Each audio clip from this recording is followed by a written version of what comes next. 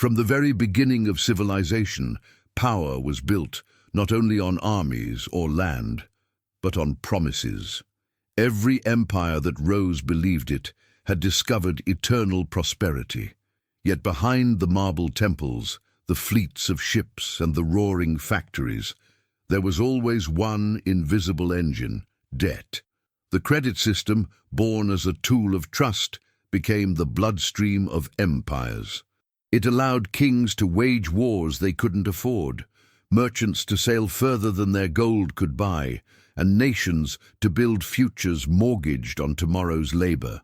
In ancient Mesopotamia, clay tablets recorded debts between farmers and traders.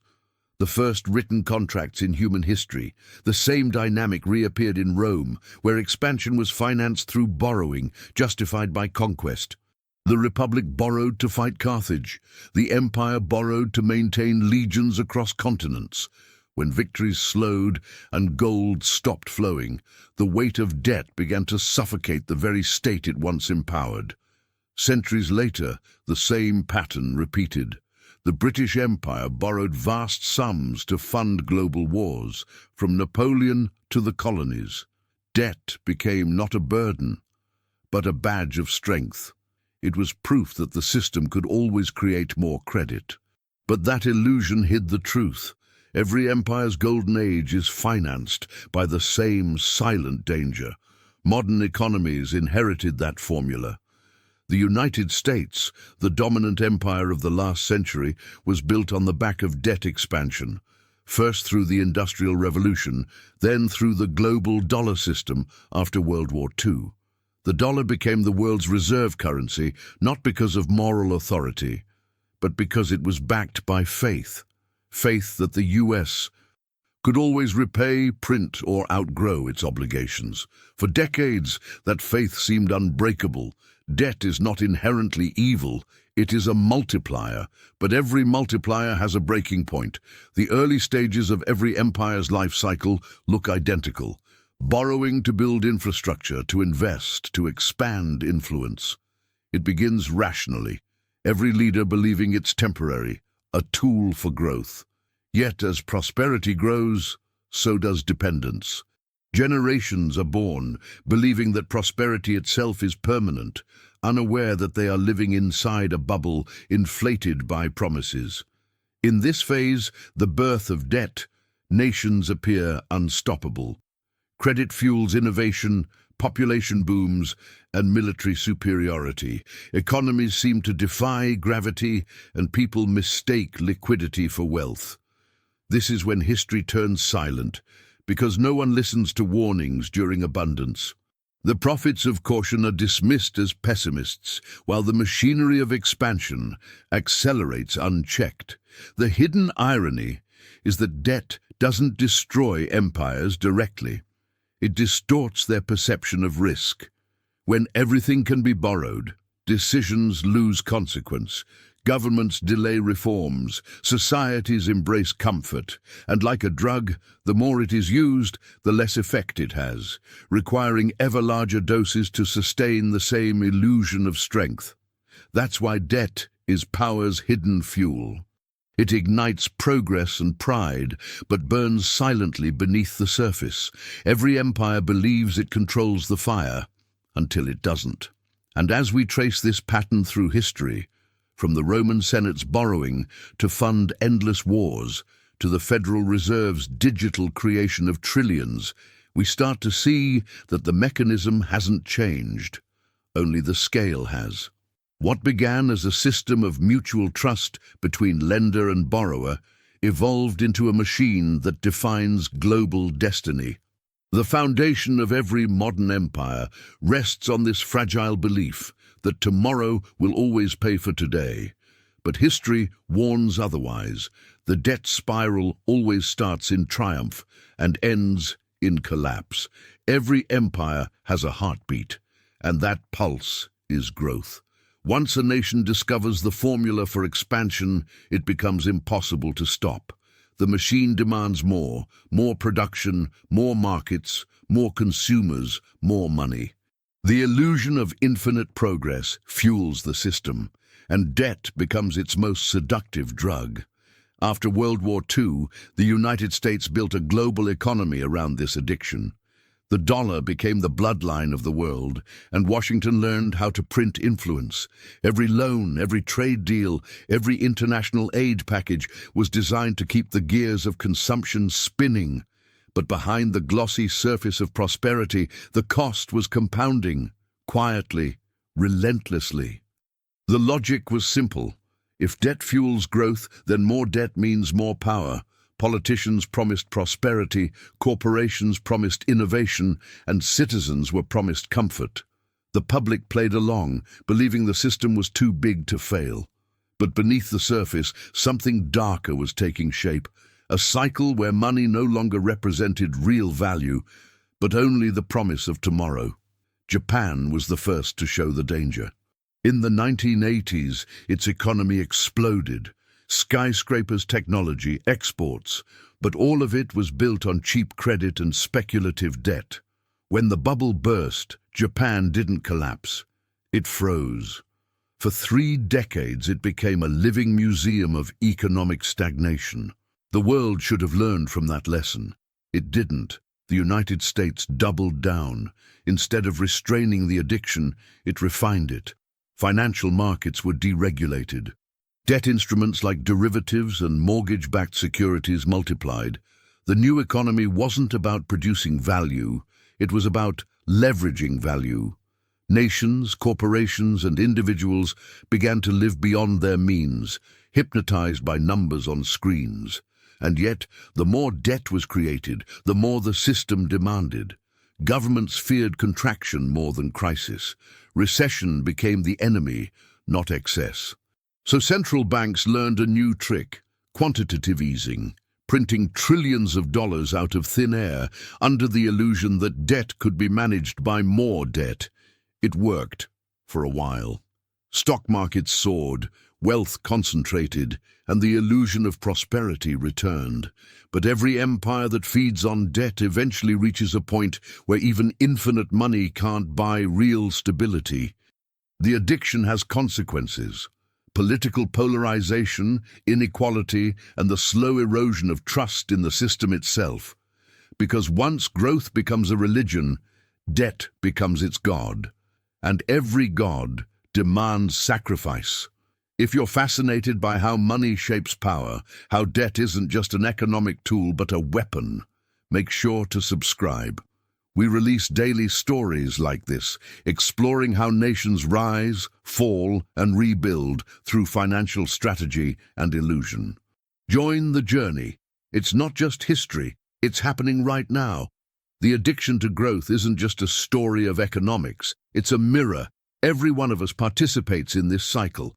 Every credit card swipe, every loan, every investment chasing the next percentage point of return. The empire's addiction has become our own. The question is, how long before the dose stops working? Empires never collapse suddenly. They decay in silence first. The cracks begin deep within the foundation, invisible to those living comfortably on top.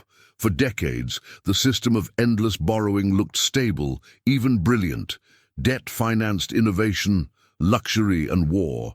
It was the invisible hand that held up superpowers.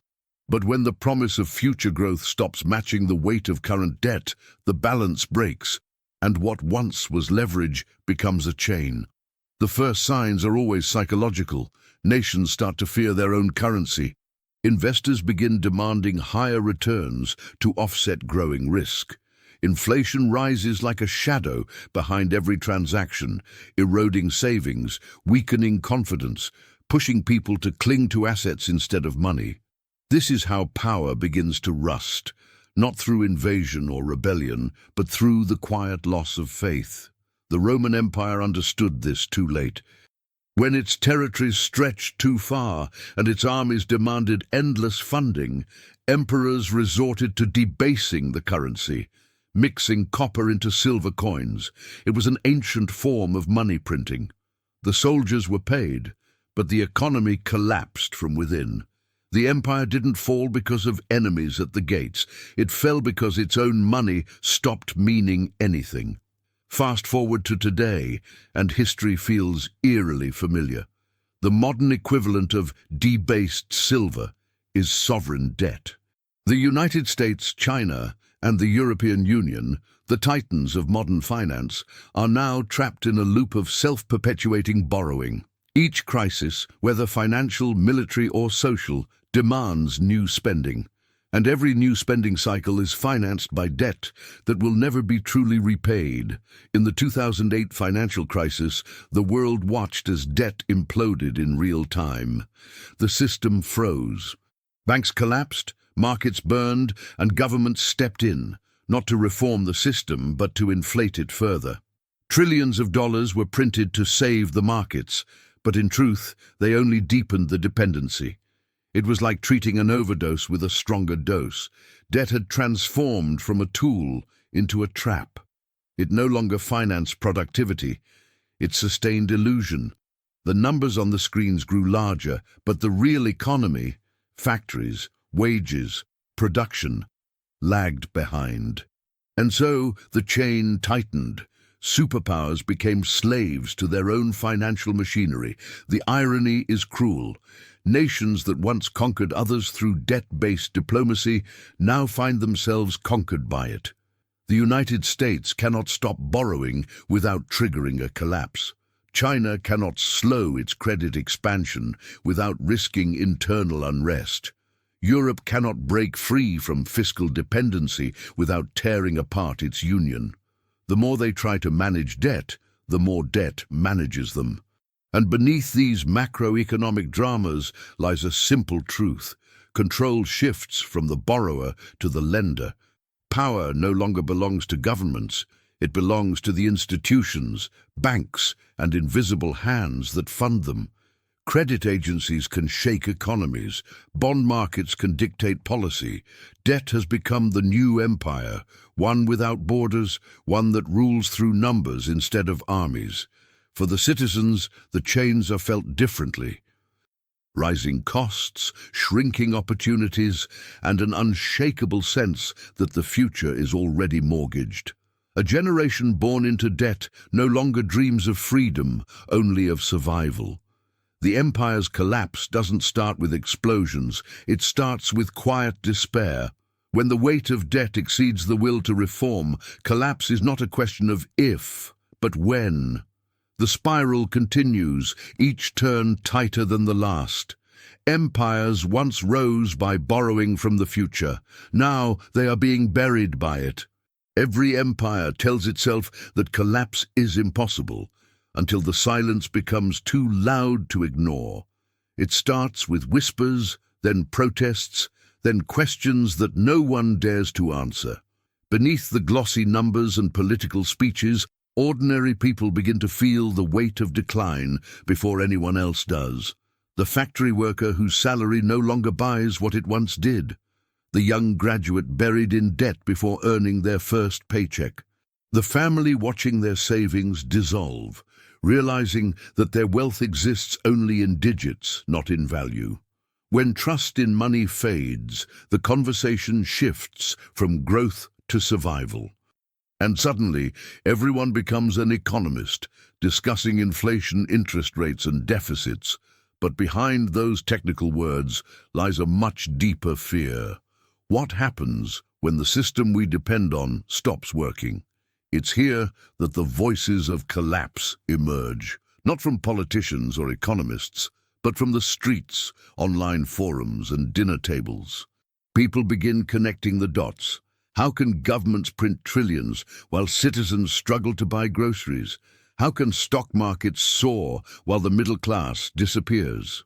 The illusion of prosperity begins to fracture, and truth seeps through the cracks. For those watching, let me ask, do you feel it too? This quiet sense that something is fundamentally off? That the numbers we're shown no longer reflect reality? If you've ever questioned how debt, inflation, and power are all connected, this story is your story too. Before we go deeper, make sure you're subscribed to the channel, because every day we uncover the hidden mechanics behind global power, money, and control. These are not abstract theories. They're the blueprints shaping your life, your job, your future. Stay with us. Let's return to the pattern. In every civilization, collapse speaks through its people long before it reaches its rulers. In ancient Rome, grain shortages led to riots in the streets while senators feasted in marble halls. In 18th century France, the king was surrounded by luxury while the population starved until the people's voices turned into revolution. In modern America, rising homelessness, broken infrastructure, and the hollowing of the middle class echo that same warning. Even the mightiest systems are built on something fragile: belief. Once the people stop believing in money, in justice, in leadership, the empire is already gone. What follows is merely the official confirmation. And yet, there's another layer to this story, one we rarely acknowledge. Collapse doesn't just happen to nations, it happens to individuals. The psychological toll of living in decline creates a shared exhaustion, a loss of meaning. People retreat into distraction, into screens, into nostalgia for better times. They stop believing that change is possible, and in that resignation, the system finds its most effective form of control. Because as long as fear outweighs hope, nothing changes. And that's exactly how decline becomes permanent. Look at the data. Every major empire, from Britain to the Soviet Union, reached a point where citizens knew something was wrong but felt powerless to act. The press told them everything was fine. Politicians promised recovery. Economists adjusted numbers. But beneath it all, the people's intuition, that deep, unspoken sense of decay, was correct. So let me ask you, do you see the same signs today? Are we already in the late stages of the cycle, or is there still time to turn back? Share your thoughts in the comments, because this project isn't just a story, it's a collective investigation. I want to know what you're seeing in your country, your city, your daily life. Inflation, debt, disillusionment, how do they show up where you live? Maybe you've already noticed small details: empty shops, overworked people, rising tension in conversations that used to be casual. These are the first signals of a system under strain. Your voice matters because history isn't written by governments. It's written by those who refuse to stay silent. The voices of collapse are not warnings from the future. They're echoes from the present. And the question isn't whether the empire will fall, but who will be ready when it does. Every empire believes it can escape the fate of the last one. Rome thought its gods would protect it. Britain thought its navy made it invincible. America thinks its dollar will keep it immortal. Yet every civilization eventually reaches the same crossroad, the moment when debt, power, and time converge, forcing one question: can we be reborn, or are we destined for ruin? Today, the world stands at that very threshold. For decades, the global financial system has been sustained by one simple illusion: that debt can grow forever, that tomorrow will always pay for today. But now, the illusion is cracking. From the streets of New York to the markets of Shanghai, something ancient is stirring again: the realization that money itself has limits. This is the final stage of the cycle, when the system either collapses or transforms. Let's start with the truth no one wants to admit. Debt was never just an economic tool. It was a weapon, a silent form of control that shaped empires and enslaved nations without firing a single shot. When the United States rose to power after World War II, it mastered this weapon. Through the dollar, it built a global empire not of colonies, but of balance sheets. And as long as the world trusted that dollar, the empire stood tall. But trust, like credit, eventually runs out. The rise of new financial systems, digital currencies, gold-backed trade, and alliances that bypass the dollar marks the birth of something new. BRICS nations are experimenting with parallel economies. Middle Eastern and Asian powers are hoarding gold instead of dollars. Even the average citizen, once loyal to the banks, now looks to crypto, commodities, or even land as safer stores of value. It's not the end of money, it's the evolution of it. But evolution always comes with chaos. For every empire that collapses, a new one is already forming in the shadows. The question is, who will control the next financial order? Will it be decentralized and free, or even more centralized, digital and surveilled than before? As we move deeper into this transition, history offers clues. When Rome fell, it wasn't the end of civilization, it was the rebirth of Europe. When the British Empire faded, America rose from its shadow. And today, as the US-led system trembles under its own weight, we might be witnessing the rise of something hybrid, a digital empire that doesn't belong to a single nation, but to algorithms, corporations, and data networks. Imagine a world where the next reserve currency isn't paper or metal, but information. A world where artificial intelligence manages economies faster than any human government, and where the true power lies not in borders or armies, but in code. That world is already being built, quietly, efficiently, invisibly. Every transaction, every click, every line of data feeds into the next empire's foundation. And the irony? We are all contributing to it, willingly. The financial systems of tomorrow won't conquer us through debt, but through dependency. We won't be forced into submission. We'll subscribe to it. Yet within that dark prediction lies a possibility: rebirth. Because while power consolidates at the top, innovation always begins at the edges. Decentralized systems, local economies, and new forms of digital independence could spark the next renaissance, one built not on control, but on collaboration. The same tools that can enslave can also liberate. The difference lies in who wields them. So here we are, at the turning point of history, between ruin and rebirth. The debt cycle that began centuries ago has reached its limit. The empires of paper money and credit are fading. What replaces them will determine not just who rules the next century, but what it means to be free within it.